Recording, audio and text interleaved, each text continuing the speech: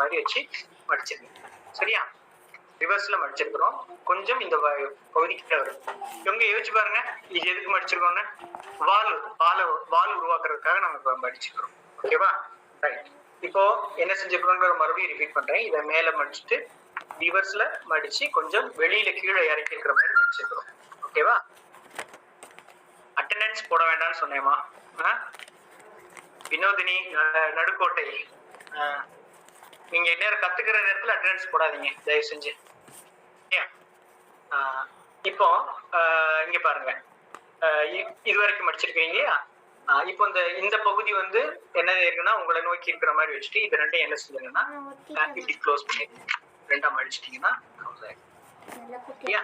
அப்ப நம்ம மடித்த பகுதி எல்லாமே இதுக்குள்ளார போயிடுச்சு.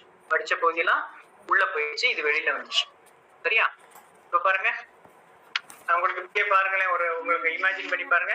அழகா என்ன இருக்கு, உருவத்தை அப்படியே கண் முன்னாடி கொண்டு வந்து பாருங்க. ஒரு உடம்பு வந்துருச்சு, ஒரு குட்டியோண்டு வால் வந்துருச்சு இல்லையா? இப்போ என்ன செய்ய போறோம்னா நமக்கு என்ன தேவை, தலையும் காது மட்டும் வந்துருச்சுன்னா உங்களுக்கு முயல் வந்து ரெடியா. அப்ப என்ன செய்ய போறோம்னா தலையும் காதும் உருவாக்க போறோம். தலையும் காதும் உருவாக்கும் போது நான் உங்களுக்கு ஏற்கனவே சொன்னேன் இல்லையா, உங்க முயல் வந்து ரொம்ப கொழுகொழுன்னு இருக்கிற முயலா இருக்கணுமா, இல்லைன்னா வயசான ஒரு ரொம்ப வயசான ஒரு நோஞ்சா முயலா இருக்கணுமான்னு பாக்குறது உங்க கையில தான் இருக்கு. சரியா? எப்படி அப்படின்னம்னா, இந்த ஓரத்துல மடிச்சீங்க அப்படின்னம்னா, இந்த ஓரத்துல இப்படி மடிச்சீங்கன்னா ரொம்ப வயசான முயலா இருக்கும். சரிங்களா? இதே நல்ல இப்படி பக்கத்துல கொண்டு வந்தீங்கன்னா ஒரு எப்படி இருக்கும், ஒரு கொழுகொழுன்னு இருக்கிற முயல் மாதிரி இருக்கா? அப்போ இது வந்து ஒரு கொழுகொழுன்னு இருக்கிற முயல். இது இந்த ஓரத்துல மடிச்சீங்கன்னா இத்தினோண்டு வயசான முயல், அப்படியே உடம்பு நெஞ்ச முயலா இருக்கும். சரிங்களா? அப்ப உங்க கையில இருக்கிறது ஒரு நல்ல கொழுகொழுன்னு இருக்கிற முயலா மாற்றணும் அப்படின்னா என்ன செய்றீங்கன்னா, இந்த ஓரத்தை என்ன செய்ய போறோம் அப்படின்னா மேல் பகுதியில ஒரு 45 டிகிரின்னு வச்சுக்கோங்களேன். 45 டிகிரி அப்ராக்சிமேட்டா கொஞ்சம் வர்றது மாதிரி, அதாவது ஒரு ஹாரிசான்டல் டிகிரி கூட வேண்டாம், இது கொஞ்சம் ஹாரிசான்டலா இருக்கிற மாதிரி. காது தெரியுதுல்ல, காது இருக்கிற மாதிரி வச்சுட்டு இப்படி நம்ம மடிக்கிறோம். சரிங்களா? கையில வச்சு மடிக்க கூடாது, லேசா மடிச்சுட்டு நீங்க என்ன செய்யுங்க, தரையில வச்சு மடிக்கணும். சரிங்களா? இப்ப நான் மடிக்கிறேன். நல்லா அழுத்தி மடிங்க.